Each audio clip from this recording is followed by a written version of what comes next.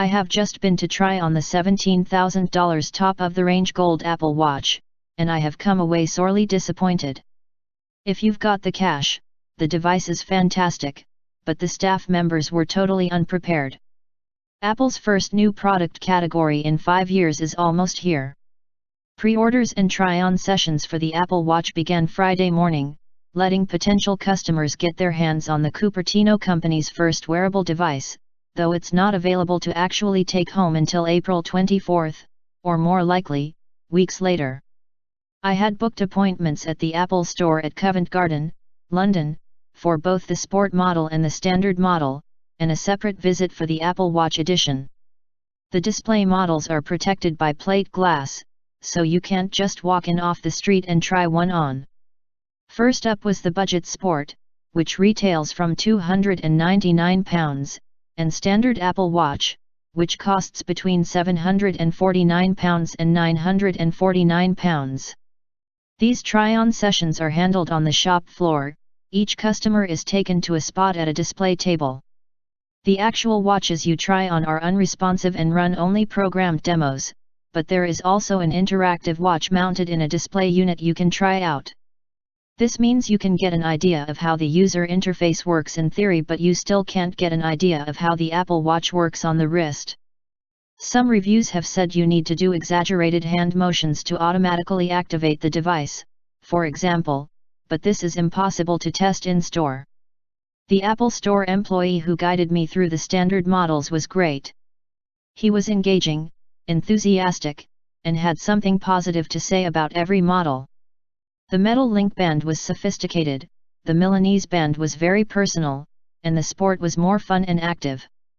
He was even effusive about the Apple Watch Edition after I mentioned I was trying it on later. He seemed pretty knowledgeable about the smartwatch, and the only real downside was the limited selection available in the drawer for me to test. I had to opt for the 42mm instead of the 38mm blue leather strap Apple Watch, for example. Not just any Apple Store employee can help you try on the luxury device. These employees are required to be specially trained, and there was a short wait while a qualified employee was tracked down. Once a suitable helper was found, I was ushered upstairs to a private conference room, where I could try on the device away from the general public and the hordes of media taking photos. I had the room to myself for most of my session. Another customer came in for a trial session toward the end and was seated at the opposite end of the room. I was offered the use of a Mac Pro while there, and given bottled water to refresh myself. So far, so good. Prospective Apple Watch Edition buyers can try only one device at a time. The watches are kept in a special safe in a private area of the store and are brought out only when requested. A security guard guides the Apple Watch Edition through the store each time, and in practice this means a wait of several minutes for each device.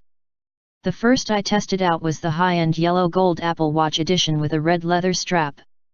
It comes in a special charging box that feels reassuringly solid and high quality and would not look tacky sitting on a bedside table. But the Apple Store employee who was assigned to guide me through the device was far less fluid and knowledgeable than the assistant I had when trying on the lower-end models. I started off with a simple question: what kind of leather is it? He had to look it up on the Apple website. Next, I had heard some things about a special kind of gold used. Could he explain this a bit? Again, he didn't know, and had to look it up in the online promotional materials. I asked whether he had the rose gold edition model with the fluoroelastomer strap. He didn't know and had to check the website. That store didn't have it. The devices arrived in the stores only late Thursday night, and Friday morning is the first hands-on experience the staff has had with the devices.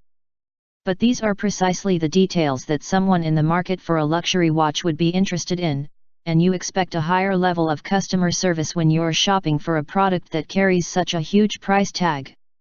When I asked questions about the security of the device, he had to defer to a manager who came in to check in on us.